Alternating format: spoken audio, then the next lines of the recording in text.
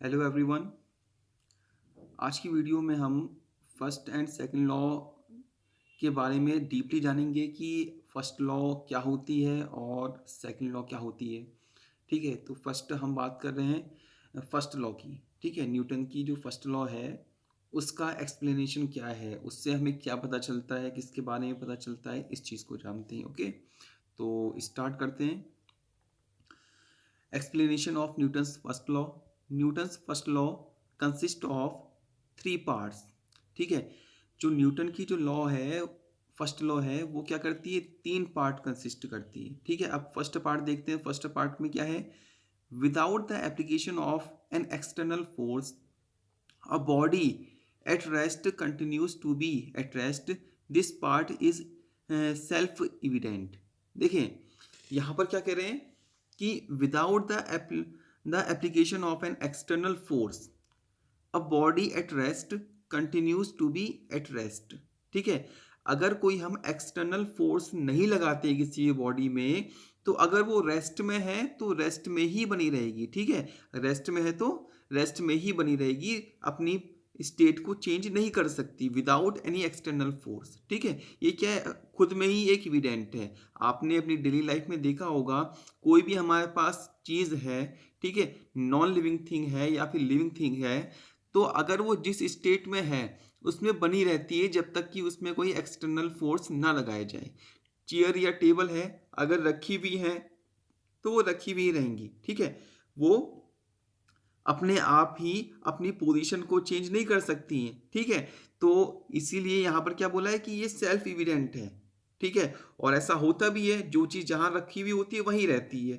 ठीक है, अगर हम उसको चाहते हैं कि उसको एक जगह से दूसरी जगह ले जाया जाए तो उसके लिए हमें एक्सटर्नल फोर्स अप्लाई करना पड़ेगा। ठीक है, आगे बात करते हैं सेकंड पॉइंट की। सेकंड पॉइंट में क्या बोले हैं, देखो, without Without the application of an external force, a body in uniform motion continues to move uniformly. This part is slightly difficult to realize because in everyday life we find that a ball rolling on the ground does stop after some time. ठीक है, हमसे बोल रहे हैं without the application of an external force, बिना कोई external force apply किए a body in uniform motion continues to move uniformly. अगर हम कोई बॉडी है वो यूनिफॉर्मली मोशन कर रही है, यूनिफॉर्म मोशन से कहने का मतलब ये है कि टाइम के रिस्पेक्ट में उसकी जो वेलोसिटी है वो चेंज नहीं हो रही है, यानी कि यहाँ पर क्या होगा, आपका एक्सेलरेशन इक्वल टू जीरो होगा। ठीक है, तो ऐसी सिचुएशन में अगर हम कोई एक्सटर्नल फोर्स अप्लाई नहीं करें तो वो अपने यूनिफॉर्म मोशन को कंटिन्यू रखेगी, यानी कि आगे को उसी मोशन के साथ बढ़ती रहेगी। ठीक है, अगर उसके मोशन में कोई भी चेंज हमें देखने को मिलता है, उसके मोशन में, उसकी डायरेक्शन में, उसकी स्टेट में, तो डेफिनेटली वहां पर एक्सटर्नल फोर्स लगता है। ठीक है, अदरवाइज अगर नहीं लग रहा है तो वो अपने मोशन को कंटिन्यू करती रहेगी। आगे देखिए, this part is slightly difficult to realize because in everyday life we find that a ball rolling on the ground does stop after some time. ठीक है, क्या बोले कि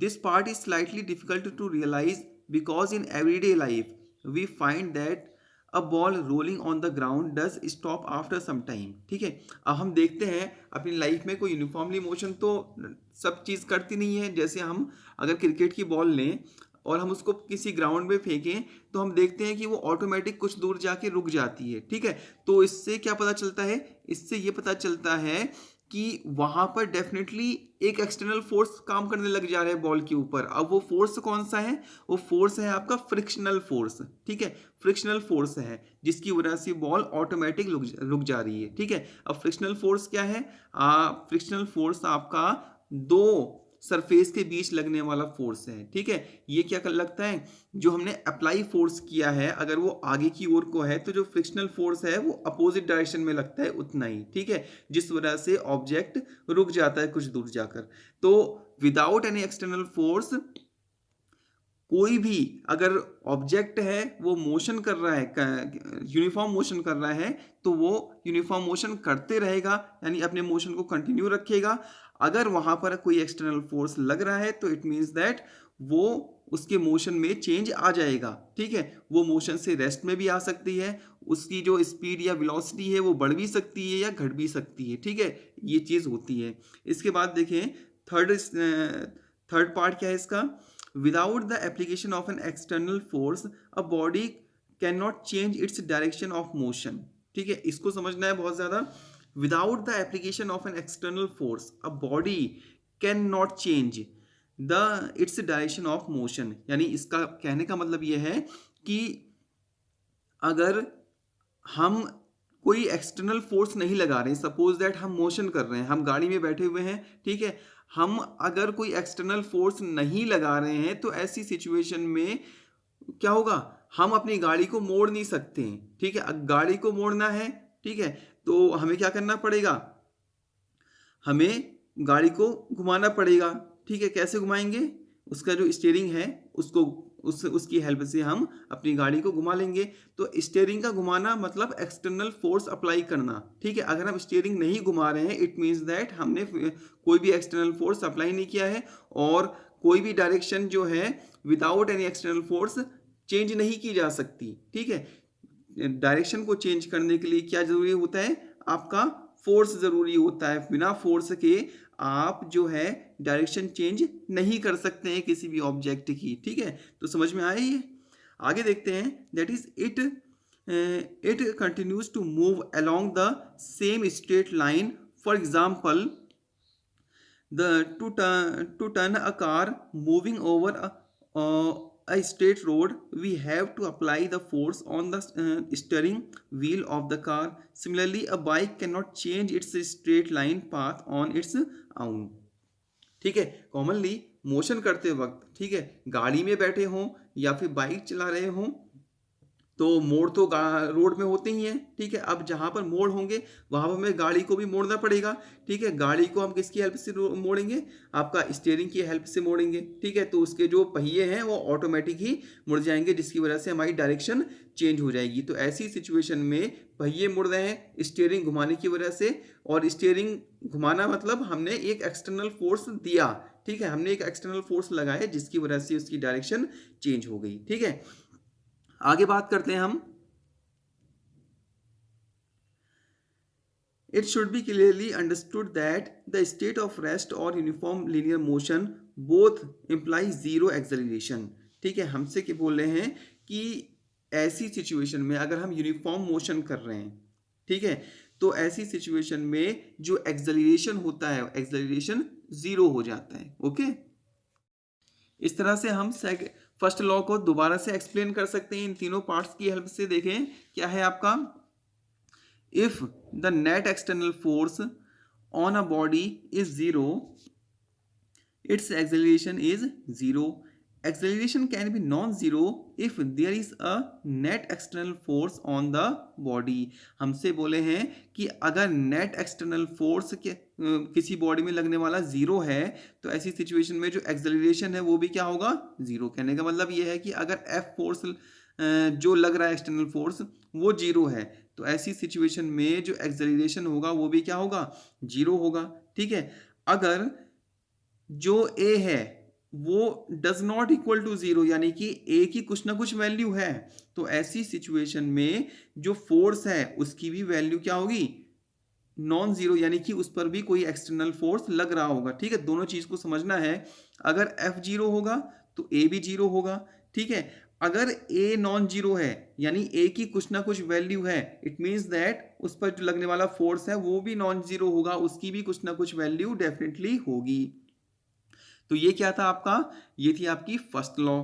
ठीक है, अब हम आगे बात करते हैं हम सेकंड लॉ ऑफ मोशन की। तो देखें explanation of Newton second law. ठीक है, सेकंड लॉ में क्या बोले हैं, देखो पहले तो स्टेटमेंट देख लेते हैं। According to this law the rate of change of linear momentum of a body is directly proportional to the external force applied on the body and this change takes place always in the direction of applied force.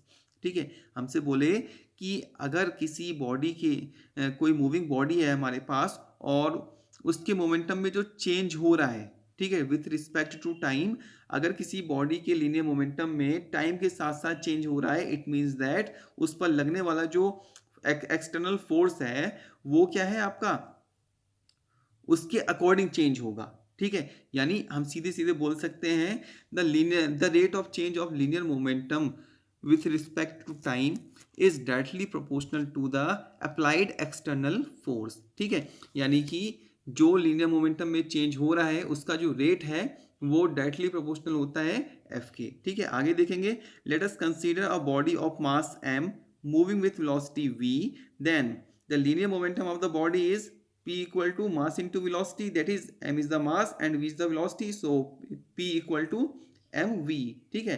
Vector p equal to m into vector v। आगे देखेंगे, let vector f is the external force applied on the body in the direction of motion of the body and delta p is the small change in linear momentum of the body is in small time delta t, so the rate of change of linear momentum equal to delta p upon delta t।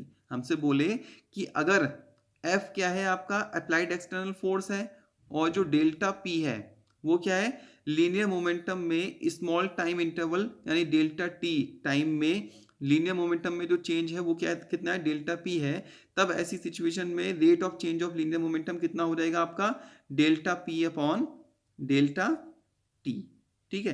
तो ये हमारा rate हो जाएगा। आगे देखते हैं, आगे क्या बोले, by second law of motion delta P upon delta T proportional to F, ठीक है। यानी कि ये अब प्रोपोर्शनल है तो इसको हम इस प्रकार से भी लिख सकते हैं आपका कि delta F proportional to delta P upon delta T। अब प्रोपोर्शनैलिटी सिंबल को हटाने के लिए हम क्या लगाएंगे, एक कांस्टेंट K लगाएंगे, तो F की वैल्यू हो जाएगी हमारे पास K delta P upon delta T, where K is the proportionality constant, ठीक है।